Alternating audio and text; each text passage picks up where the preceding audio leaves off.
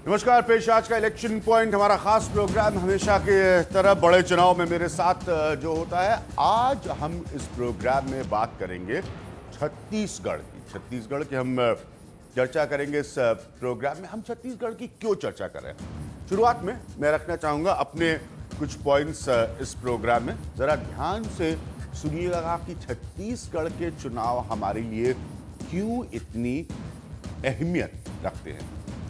छत्तीसगढ़ के चुनाव बीजेपी और रमन सिंह दोनों के लिए बहुत ज्यादा अहमियत रखते हैं। सीधा सवाल यह है कि क्या रमन सिंह अपनी सरकार वापस ला सकते हैं। अटल बिहारी वाजपेयी के प्रधानमंत्री रहते 2000 में छत्तीसगढ़ बना था। तब से वहां पर 3 सरकारें आई, पहली बार कांग्रेस और फिर रमन सिंह। ये वो राज्य है जहां तकरीबन 89% आबादी गांव में रहती है, ये बहुत इंपॉर्टेंट पॉइंट है, और 45% आबादी गरीबी की रेखा के नीचे रहती है। इस राज्य का 35% इलाका जो है एरिया, वो उसमें कृषि आता है, खेती आती है, और कृषि यहाँ की अर्थव्यवस्था का मूल आधार है। लेकिन सालों से बड़ी समस्या रही है छत्तीसगढ़ के एक इलाके में पनपा माओवाद या नक्सलवाद। इस बार भी माओवादियों ने चुनाव के बहिष्कार का आह्वान किया है। ऐसे ही एक इलाका है छत्तीसगढ़ का बस्तर। इस तरह के इलाके में जरा अंदाजा लगाइए, चुनाव कराना एक बड़ी चुनौती है। इसका आप इस बात से अंदाजा लगा सकते हैं कि राज्य ने अभी तक 536 पैरामिलिट्री कंपनियां और तकरीबन 65,000 सुरक्षा कर्मी सिर्फ बस्तर के इलाके में तैनात किए हैं। ये 200 सेंट्रल पैरामिलिट्री कंपनीज के साथ साथ सिर्फ इस इलाके के लगभग सभी बूथों को अति संवेदनशील घोषित किया गया है, इसलिए इसे वहां पर तैनात किया गया है। तो आप ये समझ सकते हैं कि सुरक्षा के लिहाज से छत्तीसगढ़ के चुनाव कितनी बड़ी चुनौती है और छत्तीसगढ़ के चुनाव कितनी अहमियत रखते हैं। मैं आपको आज के अपने पैनल से मिलाता हूं, वो खास पैनल जिससे हम पूछेंगे मूल सवाल आज के प्रोग्राम का। हमारे पैनल में है नीरजा चौधरी जो कि एक वरिष्ठ पत्रकार हैं, गौतम लाहिरी जो कि एक वरिष्ठ पत्रकार हैं, हम इनसे छत्तीसगढ़ से जुड़ा सवाल पूछेंगे।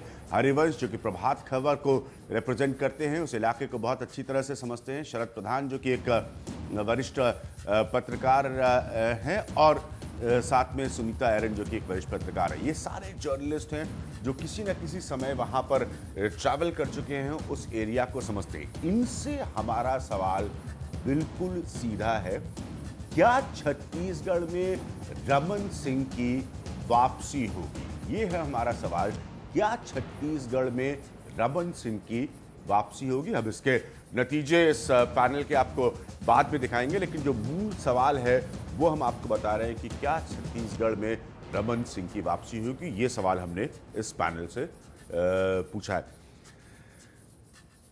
अब हम बात करते हैं सीधे रमन सिंह से। रमन सिंह से मुलाकात की हमारे साथी अखिलेश शर्मा ने, और देखें रमन सिंह खुद अपनी चुनौतियों और चांसेस के बारे में क्या कह रहे हैं इस चुनाव में।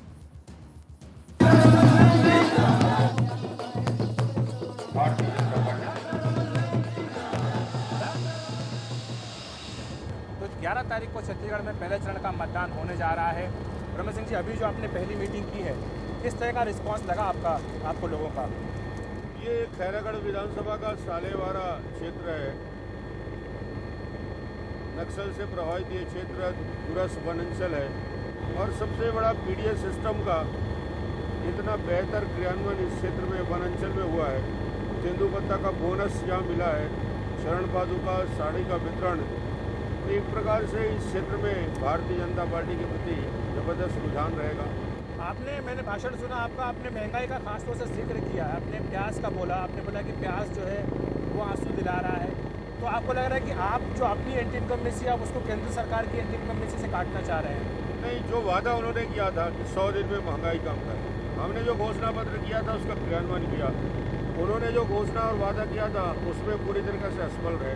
महंगाई कम नहीं हुई, 10 गुना महंगाई बढ़ी है, लोगों का जीवन दुभर हो गया है और एक प्रकार से किसानों की हालत ख़राब है। DAP, सुपर फास्फेट, यूरिया का रेट 4 गुना 6 गुना बढ़ गया है इस 4-5 साल के अंदर। और हमने किसानों को राहत देने के लिए ही 270 का बोनस दिया है। हम गवर्नमेंट ऑफ इंडिया से और प्रधानमंत्री से हमने मांग किया कि धान का समर्थन मूल्य बढ़ाया जाए। मैंने एक दिलचस्प बात और सुनी इस पूरी बात का जो भाषण था कि आपने कहा कि रमन सिंह खड़े हुए हैं, रमन सिंह को वोट दीजिए, तो आप ये बात सब दूर कह रहे हैं, इसके पीछे क्या तर्क है? मेरी योजनाओं को कसौटी पे कसा जाएगा। हमने जिन योजनाओं को जारी किया है और सरकार यदि बनाना है तो यहाँ से भारतीय जनता पार्टी को प्रत्याशी को जिताना पड़ेगा और जब प्रत्याशी को जिताएंगे तभी तो छत्तीसगढ़ में सरकार बनेगी। इसलिए मैं कहता हूँ परीक्षा मेरा भी है, मैं भी परीक्षा में बैठा हूँ।